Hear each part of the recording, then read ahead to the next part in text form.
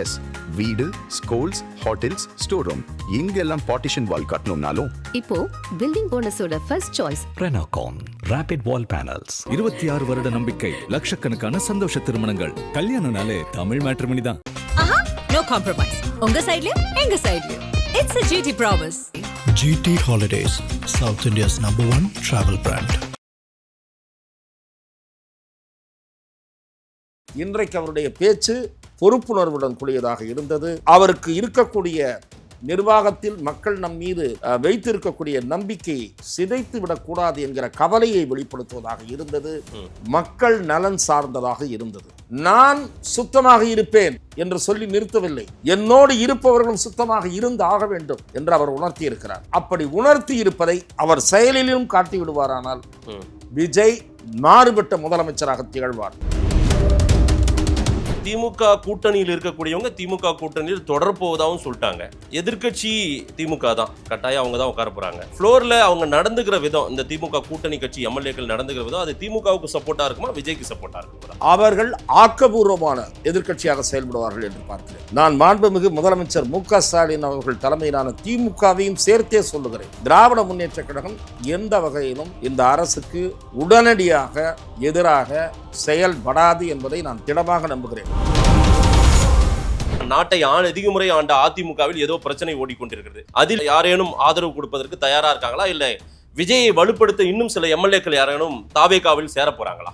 நாட்டை ஆண்ட கட்சி, சொல்லப்போனால் திராவிட முன்னேற்ற கழகத்தை விட அதிக ஆண்டுகள் ஆண்ட கட்சியான அண்ணா திராவிட முன்னேற்ற கழகத்தில் பெரும் சலசலப்பு உருவாகி இருக்கிறது. திராவிட முன்னேற்ற கழகத்தின் ஆதரவோடு திரு எடப்பாடி பழனிசாமி முதலமைச்சராக பதவியேற்பதற்கான முயற்சிகள் நடைபெற்றன. இந்த முயற்சிகளில் ஈடுபட்டவர்கள் யார் யார் என்று என்னால் சொல்ல முடியும், ஆனால் நான் சொல்ல விரும்பவில்லை. முயற்சி நடந்தது 200% உண்மை. திரு சி.வி. சண்முகம் அங்கே வெடித்து விட்டார் என்று நான் கேள்வி. உங்கள் கட்சி உங்கள் தலைமையில் சரிவை சந்தித்திருக்கிறது. அதற்கு காரணம் உங்கள் தவறான போக்கு. எந்த விஷயத்திலும் நீங்கள் யாரையும் கலந்து ஆலோசிக்காமல் முடிவுகளை உங்கள் விருப்பம் போல் எடுக்கிறீர்கள். இது உங்களுக்கான இது அல்ல. நாங்களும் இந்த கட்சியில் உரிமை படைத்தவர்கள். நீங்கள் எடுத்த முடிவுகள் தவறாக போய்விட்டன கடந்த காலங்களில் என்று காட்டமாக விமர்சித்திருக்கிறார். முதலமைச்சராக இருந்த திரு எடப்பாடி பழனிசாமிக்கு சவால் கட்சிக்குள் இருந்து தோன்றி இருக்கிறது. பின்னடைவை சந்திக்கிறார் பழனிசாமி. யாரும் என்னை அசைக்க முடியாது என்று இருமாப்போடு இருந்தவர், யார் பேச்சையும் நான் கேட்க மாட்டேன் என்று இருந்தவர், இன்றைக்கு யாராவது அவங்கள போய் சமாதானம் பண்ணி கூட்டுவாங்கப்பா என்று கேட்கக்கூடிய நிலைக்கு வந்திருக்கிறார். அதன் தமிழர்களுக்கு வணக்கம். பல்வேறு துறைகளில் ஆக சிறந்த ஆளுமைகளை சந்தித்து நாம் நேர்காணல் எடுத்து வருகிறோம். அந்த வகையில் மீண்டும் நம்மோடு இணைந்திருக்கிறார் மூத்த பத்திரிகையாளர் திரு துக்ளக் ரமேஷ் அவர்கள். அவரிடம் கேட்பதற்கு நிறைய இருக்குன்னு வாருங்கள், அவருமே கேட்போம். வணக்கம் ரமேஷ் சார். வணக்கம் ஆதேஷ். தமிழ்நாடு முதலமைச்சராக திரு ஜோசப் விஜய் அவர்கள் டிவிகேவினுடைய தலைவர் பொறுப்பேற்றிருக்கிறார். திரு ஜோசப் விஜய் அவர்களுடைய ஆட்சி தொடங்கி விட்டது. எப்படி பார்க்குறீங்க? எங்கு பார்த்தாலும் ஜோசப் விஜய் அப்படிதான் கேட்குது, டிவிகேன்னு தான் கேட்குது. நீங்கள் எப்படி பார்க்குறீங்க? தேர்தல் நேரத்தில் தமிழக வெற்றி கழகத்தின் தலைவர் திரு விஜய் அவர்களுக்கு காணப்பட்ட அந்த எழுச்சி, ஆரவாரம், மக்களிடம் இருந்த வரவேற்பு, அது இன்றைக்கு அவர் பதவியேற்ற நாளன்று பெரும் மகிழ்ச்சியாக வெளிப்பட்ட காட்சிகளை வீதிகளில் பார்த்தோம். இன்றைக்கு சென்னை மாநகரில் மட்டும் 20 இடங்களில் பொதுமக்கள் கண்டுகளிப்பதற்காக பெரிய திரைகள் அமைக்கப்பட்டிருந்தன, அவரது பதவியேற்பு நிகழ்ச்சியை கண்டுகளிப்பதற்காக.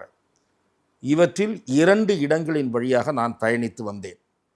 விஜய் நேரு உள் விளையாட்டரங்கத்திற்கு போகாத நிலையில் அங்கே 20 பேர் அந்த திரையின் முன்னால், நான் சொல்லுவது காலை 9 மணி அளவில் காத்திருந்தார்கள் என்றால், மக்களுடைய மனநிலை தேர்தல் நேரத்தில் எப்படி இருந்ததோ அதே நிலை தொடர்ந்து கொண்டு இருக்கிறது என்பதைத்தான் அந்த காட்சி என்பது எனக்கு உணர்த்தியது.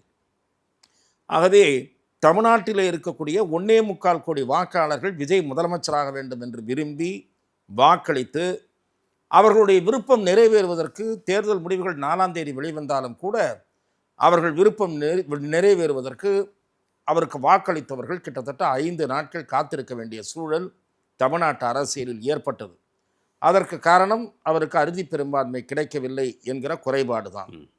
ஆனால் மக்களுடைய உணர்வுகளை புரிந்து கொண்டு இடதுசாரிகளும் சரி, விசிகாவும் சரி அவருக்கு ஆதரவளிக்க முன்வந்தன அல்லவா.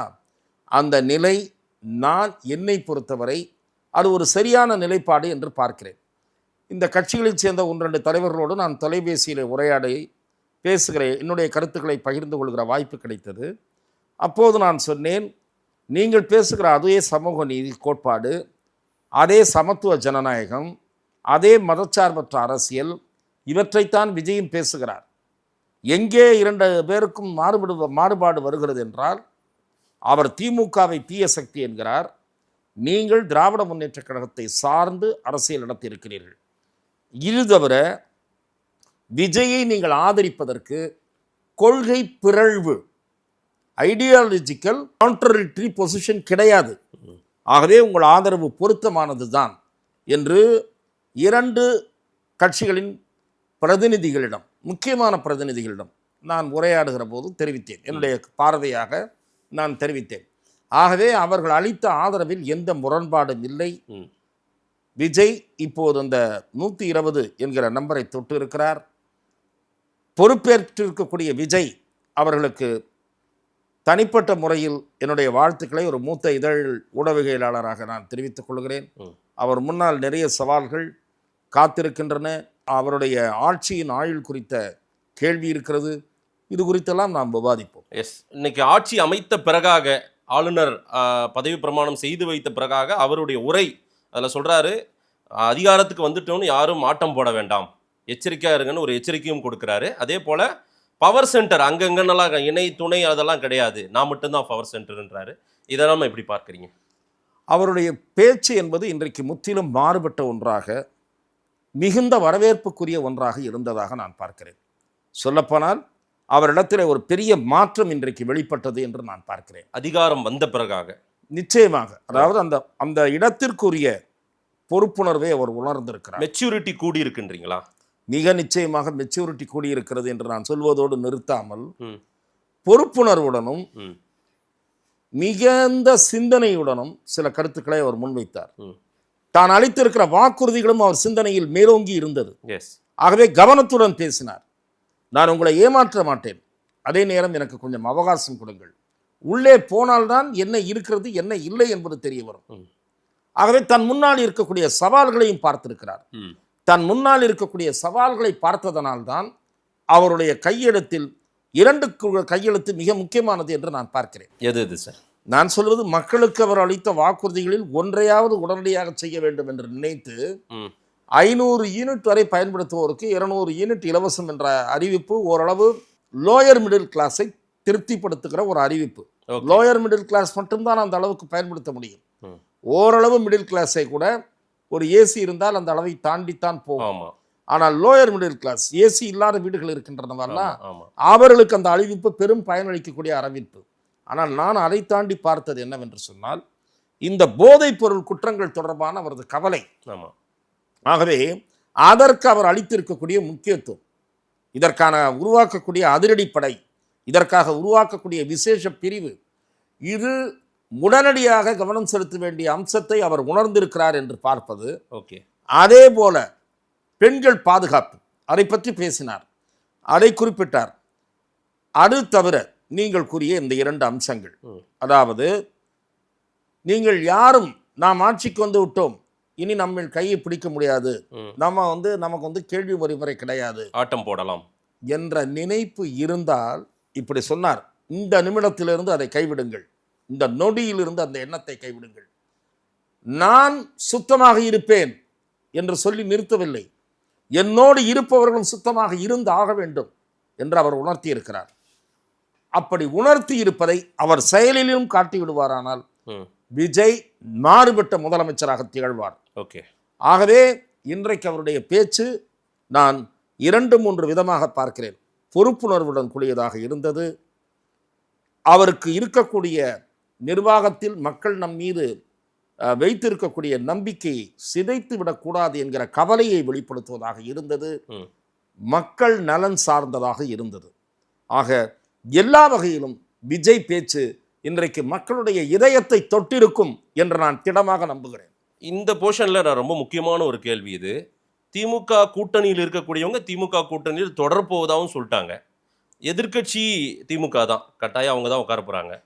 ஃப்ளோர்ல அவங்க நடந்துக்கிற விதம், இந்த திமுக கூட்டணி கட்சி எம்எல்ஏக்கள் நடந்துக்கிற விதம், அது திமுகவுக்கு சப்போர்ட்டா இருக்குமா, விஜய்க்கு சப்போர்ட்டா இருக்க போதா?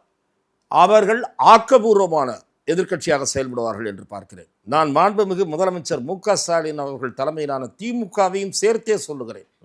திராவிட முன்னேற்றக் கழகம் எந்த வகையிலும் இந்த அரசுக்கு உடனடியாக எதிராக செயல்படாது என்பதை நான் திடமாக நம்புகிறேன். ஏனென்றால் மாண்புமிகு முதலமைச்சர் அவர்களிடம் கடந்த சில ஆண்டுகளாக மாண்புமிகு முன்னாள் முதலமைச்சர் அவர்களிடம் கொஞ்ச நாள் ஆகும் மாறுவதற்கு மாண்புமிகு முன்னாள் முதலமைச்சர் திரு மு.க.ஸ்டாலின் அவர்களிடம் கடந்த சில ஆண்டுகளாக நான் கவனித்து வருகிற மாற்றம் வியத்தகு மாற்றம் என்று சொன்னால் அது மிகையல்ல. அவர் ஒரு பண்பாளராக, சீசன்டு பாலிட்டிஷியனாக தன்னை பல சமயங்களில் வெளிப்படுத்தி இருக்கிறார். ஆகவே திராவிட முன்னேற்றக் கழக சட்டமன்ற உறுப்பினர்களுக்கு உரிய அறிவுரைகளை வழங்கித்தான் அவர் பேரவைக்கு அனுப்புவார். இதை சொல்லுகிற அதே நேரத்தில் திரு மு.க.ஸ்டாலின் அவர்கள் சட்டமன்றத்தில் இல்லாதது பெரிய குறை என்று நான் பார்க்கிறேன். இந்த சட்டமன்றத்தில் எதிர்க்கட்சி தலைவராக திரு மு.க.ஸ்டாலின் தான் இருந்திருக்க வேண்டும். அந்த வகையில் கொளத்தூர் தொகுதி மக்கள் மிகப்பெரிய தவறு செய்து விட்டார்கள் என்பது என் பார்வை. அந்த தொகுதிக்கு அவர் நிறைய பணிகள் செய்தார், அதெல்லாம் விடுங்க. ஒரு முதலமைச்சர், எதிர்க்கட்சி தலைவராக இருந்தவர், மேயராக இருந்தவர், மக்கள் பிரச்சனைகளை ஆழமாக உணர்ந்தவர், நிர்வாகத்தை நடத்தியவர் என்று பன்முகத்தன்மை வாய்ந்த திரு மு.க.ஸ்டாலின் முதலமைச்சராக இப்போது பொறுப்பேற்றிருக்கக்கூடிய விஜய்க்கு அவைக்குள் உதவ நல்ல ஆலோசகராக இருந்திருப்பார். அந்த வாய்ப்பை கொளத்தூர் மக்கள் கெடுத்து கொண்டார்கள் என்று நான் பார்க்கிறேன். ஆகவே அந்த வகையில் திரு மு.க.ஸ்டாலினுடைய இடத்தை இன்னொருவரால் நிரப்ப முடியாது என்பது என் பார்வை.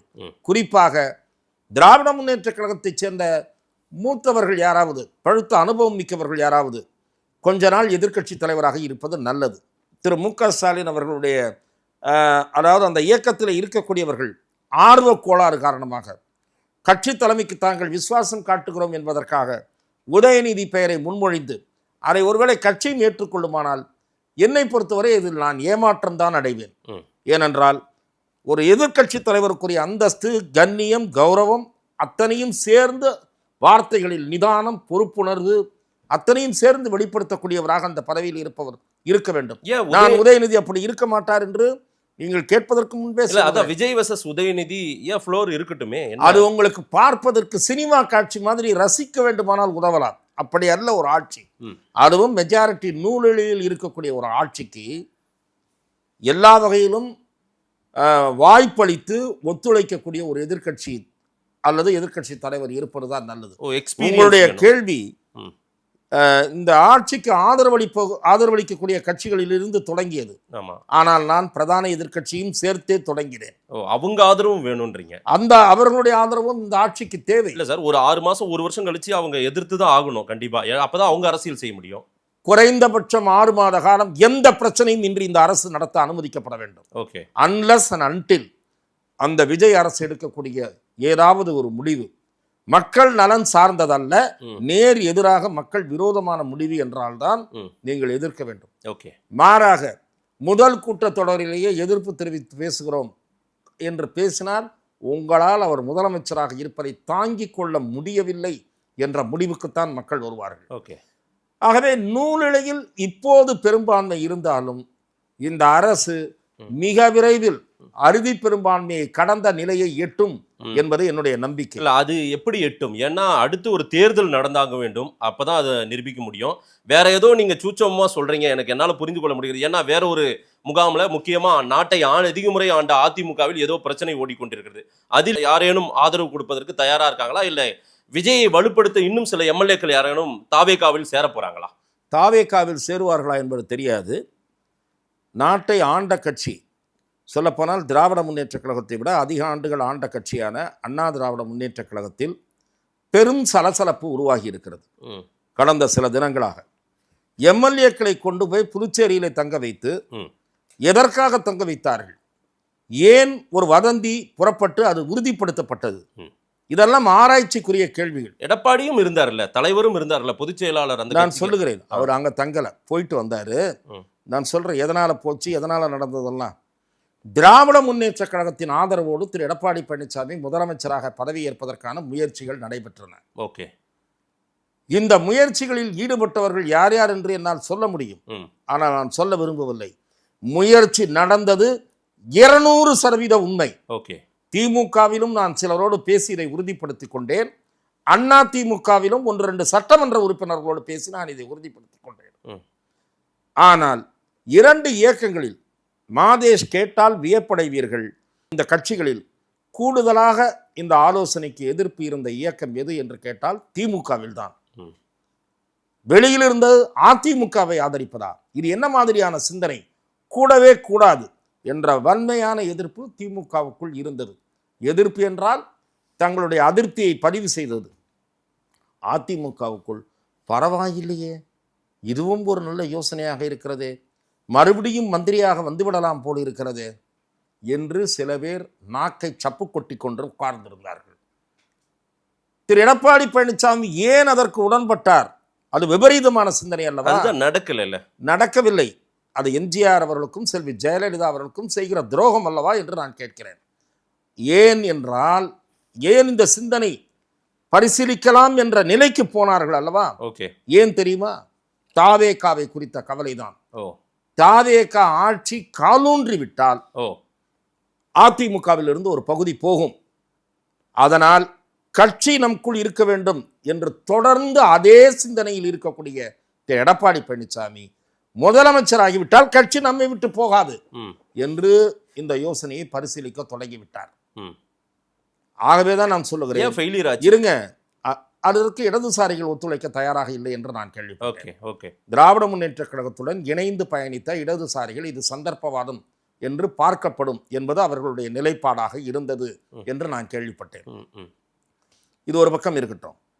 இப்போது எந்த கவலையினால் திரு எடப்பாடி பழனிசாமிக்கு அந்த சிந்தனை வந்ததோ அதுதான் நடக்கப் போகிறது. உடைய போதா தாவேகாவை நோக்கி நாம் பயணித்தால் என்ற சிந்தனை என்ன தவறு என்ற சிந்தனை அதிமுகவுக்குள் மேலோங்கி இருக்கிறது. அவர்கள் கைதான் மேலோங்கி இருக்கு. அதிமுக உடையுதுன்னா அதிமுக இன்னொரு பிளவுபடுதா என்ன? நான் சொல்லுகிறேன், இல்ல கட்சிக்கே போறாங்களா? ஒரு நிமிஷம் சார். அண்ணா திராவிட முன்னேற்ற கழகத்தினுடைய தேர்தல் தோல்வி குறித்து சென்ற தேர்தலின் போதும் சரி, நாடாளுமன்ற தேர்தலின் போதும் சரி, சட்டமன்ற தேர்தலின் போதும் சரி, உடனடியாக ஒரு கூட்டம் நடத்தி ஆலோசனை நடத்த வேண்டும் என்ற மனப்பான்மையை எடப்பாடி பழனிசாமிக்கு வந்ததில்லை. அதே நிலைதான் இந்த தேர்தலிலும் ஏற்பட்டது.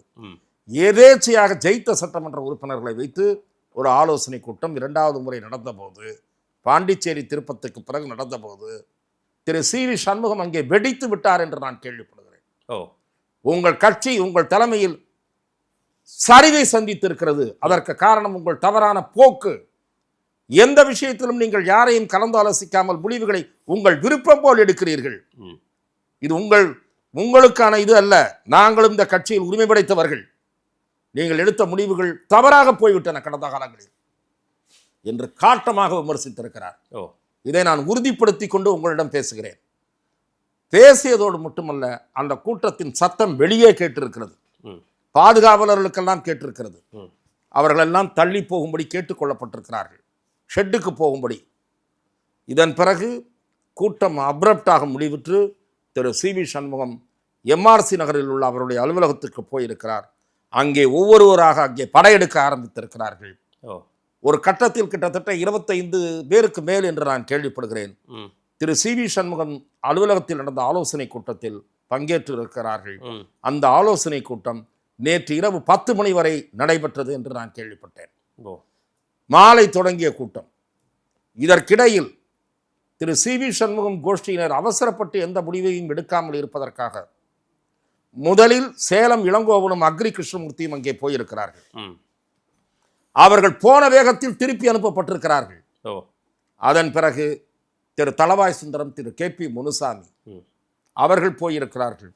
ஆனால் சமாதான முயற்சிகள் எதுவும் பலனளிக்கவில்லை என்பது நேற்றிரவு எனக்கு கிடைத்த தகவல். அது உடைந்தால் அல்லது பிரிந்தால் என்னவாக பிரியும், யாருக்கு வலு சேர்க்கும், எந்த பக்கம் போவாங்க? தாவேகாவுக்கு வலு சேர்க்கும் வகையில் முடிவுகள் இருக்கக்கூடும் என்று நான் கேள்விப்படுகிறேன். அலைன்ஸ் பார்ட்னரா இல்ல உடைஞ்சு? இதை தாண்டி ஒரு செய்தி ஒரே ஒருவர் என்னிடம் உறுதிப்படுத்திய விஷயம், ஆல்ரெடி விஜய் இந்த வட்டாரத்தினருடன் தொடர்பில் இருப்பதாக நான் கேள்விப்படுகிறேன். இந்த இப்ப பிரிஞ்சு வந்திருக்கிற வட்டாரம், இந்த கோஷ்டியுடன். இப்ப அதிமுக மறுபடியும் உடையுது. அப்போ அதற்கான சூழல் உருவாகி கொண்டிருக்கிறதோன்னு பார்க்கிறேன். ஏன்னா இது உடைவது என்பது அவ்வளவு சாதாரணமான விஷயம் இல்லை. இவர்கள் சட்டமன்ற உறுப்பினர்களில் கணிசமானவர்கள் தாவேகாவை ஆதரிக்க வேண்டும் என்று விரும்புகிறார்கள். ஓகே. அவர்கள் 2/3 என்ற நிலையை எட்டிவிட்டார்கள் என்று கூறப்படுகிறது. ஓ. அதை நாம் பொறுத்திருந்தான் பார்க்க வேண்டும். 2/3 அந்த நம்பர் வந்துவிட்டதா என்பதை பார்க்க வேண்டும். இது ஒரு பக்கம் இருக்கலாம். மாவட்ட செயலாளர்கள் 70 பேர் இருக்கிறார்கள். ஆமா. அவர்கள் என்ன மனநிலையில் இருக்கிறார்கள் என்பது நமக்கு தெரியாது. சரி. மீண்டும் பணம் விளையாடலாம். திரு எடப்பாடி பழனிசாமி கை ஓங்குகிறதா, இந்த கோஷ்டியின் கை ஓங்குகிறதா, இவற்றையெல்லாம் எது தீர்மானிக்கும்? அணி சேர்க்கையில் ஆட்சி அமைக்கக்கூடிய திசையை நோக்கி பயணிக்கப் போகிறோம் என்பதால் ஒரு சிலர் மனம் மாறக்கூடுமா? மாவட்ட செயலாளர்களில் மத்தியிலும் இந்த கோஷ்டிக்கு ஆதரவு பெருகுமா? அதைத்தான் நாம் அடுத்ததாக பார்க்க வேண்டும். எப்படி பார்த்தாலும் முதலமைச்சராக இருந்த திரு எடப்பாடி பழனிசாமிக்கு சவால் கட்சிக்குள் இருந்து தோன்றி இருக்கிறது. பின்னடைவை சந்திக்கிறார் பழனிசாமி.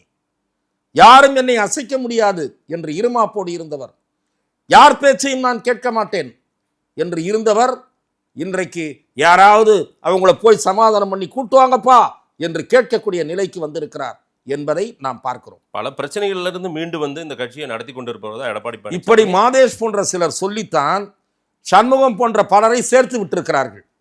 மாதேஷ் போன்றவர்கள் தான் எடப்பாடி ஆகா இந்திரன் சந்திரன் அவருக்கு இல்லாத வலிமையாம் என்று வாசித்து ஓங்கி வாசித்து தான் எடப்பாடியின் கை இன்றைக்கு தாழ்ந்து போயிருக்கிறது என்பது என் பணிவான பார்வை. இல்ல சார், சி.வி. சண்முகம் தரப்பினர் இப்ப பேசிட்டு இருக்காங்கல்ல, இவங்களோட தைரியம் இருந்தால் அவரை நீக்க முடியுமா? நோட்டீஸ் அனுப்ப முடியுமா? இருங்க சார், இவங்க விஜயோடு போறாங்கன்னா நான் கேட்கிறேன் முதல்ல இந்த ஆப்ஷனே இந்த என்டிஏ அலைன்ஸ் சார். நான் என்ன சார் அதெல்லாம் வேணாம் சார். பொதுச் செயலாளரை எதிர்த்து எம்ஜிஆரை எதிர்த்தோ செல்வி ஜெயலலிதாவை எதிர்த்தோ பேசிவிட்டு கட்சியில் இருக்க முடியுமா? கழகத்தின் கோட்பாடுகளுக்கும் கொள்கைக்கும் குறிக்கோளுக்கும் எதிராக வழக்கமான ஒரு டயலாக் இருக்கே பேரா, கண்ணியத்திற்கு எதிராக செயல்பட்ட காரணத்தால் இன்று முதல் நீக்கப்படுகிறார். அவரோடு யாரும் எந்த தொடர்பும் வைத்துக் கொள்ள முடியாது. தைரியம் இருந்தா கைத்து போட சொல்லுங்க சார். எடப்பாடி சாமானிய தலைவன் சார், எம்ஜிஆர் ஜெயலலிதா 2 பேரும் சரித்திர தலைவர். அவர் சாமானிய தலைவர் அல்ல என்று மாதேஷ் போன்ற சிலர் முட்டு கொடுத்து தூக்கினார்கள். அதன் பலன்தான் இது. ஏனென்றால் அவர் எல்லோரோடும் சரிசமமாக உட்கார்ந்து கலந்து பேசி நீங்கள் எல்லாம் என்ன சொல்லுகிறீர்கள் அதை நான் செய்கிறேன் என்ற பாதையில் பயணித்திருந்தால் இந்த வீழ்ச்சியை அவர் சந்தித்திருக்க மாட்டார். எவ்வளவு சரிவு கட்சிக்கு படிப்படியாக எப்படி அந்த சரிவு ஏற்பட்டது? ஒரு தனி மனிதனுடைய ஈகோ, அதுதான் இந்த சரிவுக்கு காரணம். என்ன நடக்க போகுது? தாவேகாவின் கை ஓங்குவதற்கு நிறையவே வாய்ப்பு இருக்கிறது, பலம் கூடுவதற்கு வாய்ப்பு இருக்கிறது என்று நான் பார்க்கிறேன். வரும் நாட்கள் எப்படி இருக்க போகிறது? ஆட்சி அமைச்சிட்டாரு திரு விஜய், திரு ராகுல் காந்தி அருகில அமர வச்சுட்டாரு. அவருக்கான முக்கியத்துவம் அங்க பெருசா இருந்தது. அதை எப்படி என்ன டெல்லி எப்படி பார்க்கும், அமித்ஷா மோடி எப்படி பார்ப்பாங்கன்னு பாரதிய ஜனதா நிச்சயமாக இது ஒரு கூர்ந்து கவனிக்கக்கூடிய விஷயமாகத்தான் இருக்கும். என்றால் திரு விஜய் அவர்களுக்கு அண்டை மாநிலங்களிலும் ஓரளவு பாப்புலாரிட்டி இருக்கிறது. அவர் காங்கிரஸ் கட்சியினுடைய பிரச்சாரத்திற்கு பயன்படுவார். எவ்வளவு தூரம் வெற்றிக்கு பயன்படுவார் என்பதை நாம் பொறுத்திருந்து தான் பார்க்க வேண்டும். தமிழ்நாட்டில் ஜெயிச்சதுனால இதே மாதிரி அங்கேயும் ஜெயிச்சிருவாங்கன்னு அர்த்தம் கிடையாது. ஆனால் Vijay is a popular campaigner. ஆகவே அவர் இன்னொன்று ஒரு பெரிய சக்தியை காங்கிரஸ் பக்கம் நகர்ந்திருக்கிறது. அதனால் அவர்கள் நிச்சயமாக அப்படித்தான் பார்ப்பார்கள். 2 பெரும் திராவிட கட்சிகளை விட அதிகமாக ஓட்டு வாங்கிய ஒரு கட்சி காங்கிரஸ் பக்கம் நகர்ந்திருக்கிறது என்பது அவர்களும் இதை சீரியஸாகத்தான் பார்ப்பார்கள். பொறுப்பேற்றிருக்கக்கூடிய விஜய்க்கு நிறைய சவால்கள் காத்திருக்கின்றன. தமிழ்நாட்டினுடைய நிதி நிலைமையை வலுப்படுத்த வேண்டும். அவர் அளித்திருக்கிற வாக்குறுதிகள் பற்றி அவரே சொன்னார். நான் செய்கிறேன், கொஞ்சம் அவகாசம் கொடுங்கள் என்று சொல்லியிருக்கிறார். ஆகவே அரசாங்கத்தினுடைய நிதி நிலைமை சரியாக இல்லை என்பதை அவர் காலதாமதமாக வேணும் உணர்ந்திருக்கிறார்.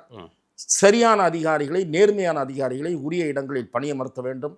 ஊழல் கரை நிர்வாகத்தின் மீது படியாதபடி பார்த்து கொள்ள வேண்டும். எந்தெந்த குற்றச்சாட்டுகளெல்லாம் முந்தைய அரசின் மீது இருந்ததோ அந்த குற்றச்சாட்டுகளுக்கு உடனடி முற்றுப்புள்ளி வைக்க வேண்டும். அதாவது மதுபான விவகாரங்களில் தனியாருக்கு அதிக லாபம், அதாவது சில ஆட்சியாளர்கள் அரசியல்வாதிகளுக்கு நிறைய பணம் போய்கொண்டிருந்தது என்பதை நிறுத்தி அதை கஜானாவுக்கு கொண்டு வர வேண்டும். கனிம வள கொள்ளையை தடுத்து அரசாங்கத்திற்கு கொண்டு வர வேண்டும்.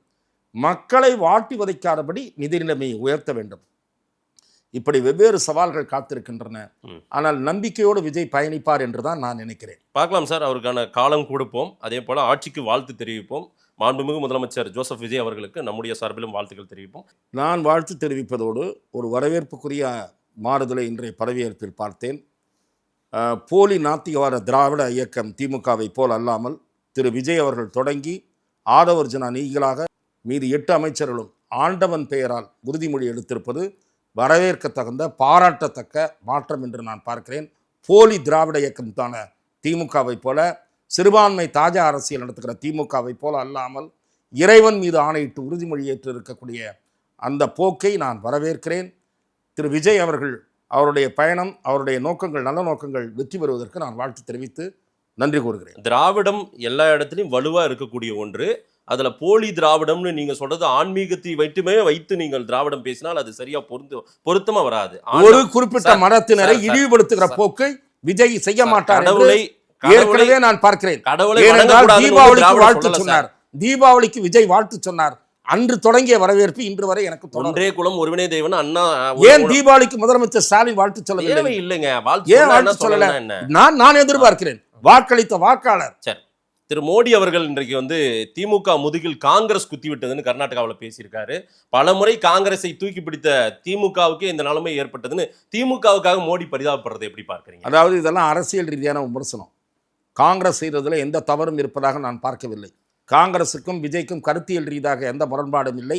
சொல்லப்போனால் காங்கிரஸை சேர்ந்த பெருவாரியான நிர்வாகிகள் தாவேகாவுடன் தான் கூட்டணி வைக்க வேண்டும் என்று தேர்தலுக்கு முன்பே விரும்பினார்கள். செல்வ பெருந்தகையின் சிதம்பரமும் அதை கெடுத்தார்கள். காங்கிரசினுடைய தொண்டர்களுடைய விருப்பம், நிர்வாகிகளுடைய விருப்பம் நிறைவேறி இருக்கிறது. அந்த ஆதரவை விஜய் ஏற்றுக்கொண்டதில் எந்த சந்தர்ப்பவாதமும் இல்லை. நிறைய விஷயங்கள் சார் மக்கள்கிட்ட கொடுப்போம். நேரில் நேரம் கொடுத்து பேசும்போது நன்றி சார். வாய்ப்புக்கு நன்றி.